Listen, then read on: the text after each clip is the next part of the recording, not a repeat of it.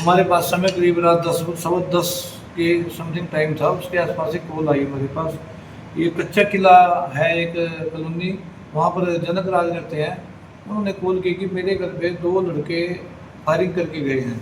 जो ये सूचना मिलते ही हम मुलाजिम हम सारे मौके पर पहुँचे और मौके पर पहुँच कर हमने देखा कि वहाँ कुछ खोल पड़े हुए थे और हमारे एसपी साहब व अन्य हमारी जो क्राइम की सारी टीमें हैं वो भी साथ ही मौके पे पहुंच गई थी।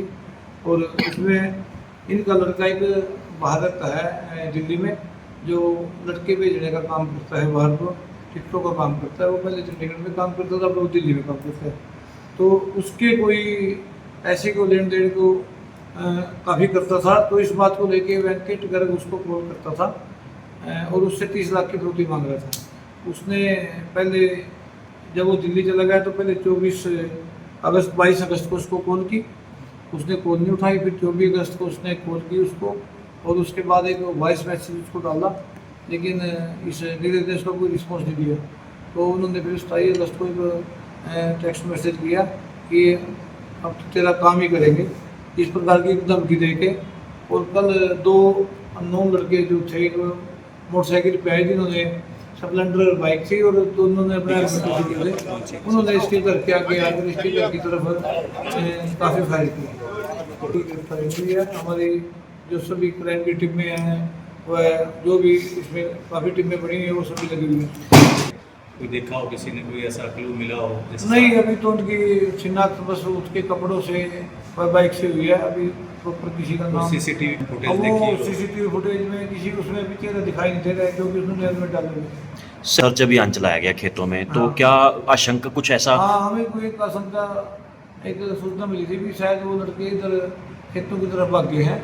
तो इस सूचना को लेकर बड़ी गंभीरता से और रात को हमने काफ़ी सर्च अभियान चलाया। हमारे तकरीबन जिले के सारे SHO, सारे यूनिट, हमारे SP साहब व DSP साहब सारे मौके पर थे और काफ़ी देर तक हमने गहन तसद में उसकी खोजबीन की है। दहशत के माहौल की वाली कोई बात नहीं है, लेकिन मैं एक सभी आपके माध्यम से सभी को कहना चाहता हूँ कि अगर किसी भी व्यक्ति के पास कोई इस प्रकार की थ्रेट कॉल आती है तो वो हमें जरूर बताएं। इस नीरज नाम के लड़के ने भी इसके पास कॉल आती रही, इसने किसी को नहीं बताया, जिसकी वजह से ये हादसा हुआ।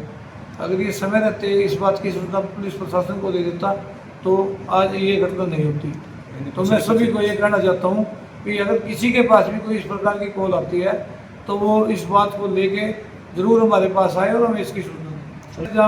हम कर रहे हैं और जल्दी हम इसमें गिरफ्तारी भी करेंगे और जो कार्रवाई है वो करेंगे सख्त से सख्त। इसमें जो ये है गोपाल कृष्ण, ये 3 भाई हैं।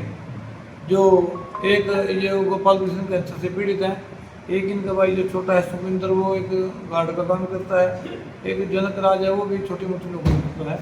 तो ये इनका एक लड़का है जनक राज जी का, वो पुर्तगाल में रहता है।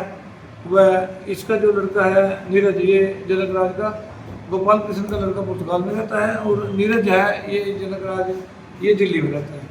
तो उससे बात हुई, उसने हमारे को बताया भी मेरे को इस प्रकार की कॉल आई थी, लेकिन मैं डर के बारे बता नहीं पाया। नहीं, इसमें किसी का कोई जानी नुकसान नहीं हुआ है और करीब 8-9 के करीब इसमें राउंड फायर हो रहे हैं। जो हमें वहाँ पर जो खोल बरामद हुए हैं वो करीब 8 के करीब बरामद हुए। सारी रात से पुलिस इसी काम में लगी हुई है और जल्दी इसमें कोई हमारे SP साहब भी सारी रात मौके पर ही थे और वो भी बड़ी उन्होंने उनके दिशा निर्देश अनुसार हमने सब ने मिलकर काम किया और जल्दी इसमें कोई ना कोई हम सफलता हासिल करेंगे। और मैं आपके माध्यम से कहना चाहता हूँ, किसी को भी घबराने या डरने की जरूरत नहीं है। पुलिस सदैव आपके साथ है, आपके लिए है और